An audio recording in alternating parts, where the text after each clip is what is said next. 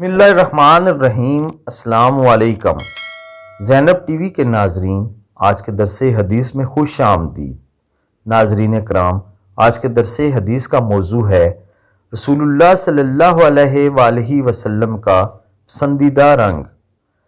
سیدنا انس رضی اللہ تعالی عنہ بیان کرتے ہیں کہ رسول اللہ صلی اللہ علیہ وآلہ وسلم کا پسندیدہ ترین رنگ سبز تھا، مگر بطور لباس اور کفن آپ صلی اللہ علیہ وآلہ وسلم سفید رنگ کی تلقین فرماتے تھے۔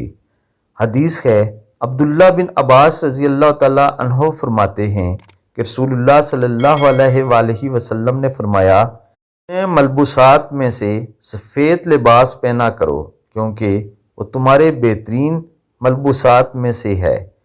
سفید کپڑے ہی میں اپنے فوت شدگان کو دفن کیا کرو۔ ناظرین کرام، مفہوم حدیث یہ ہے کہ نبی پاک صلی اللہ علیہ وآلہ وسلم کو سبز رنگ بہت زیادہ پسند تھا، لیکن پہناوے کے لیے یعنی کپڑوں کے لیے سفید رنگ کو پسند فرماتے تھے۔ آپ سب دوستوں نے اس خوبصورت حدیث مبارکہ پر عمل کرنا ہے۔ اللہ تعالیٰ آپ سب کو اجر عظیم عطا فرمائے، آمین ثم آمین۔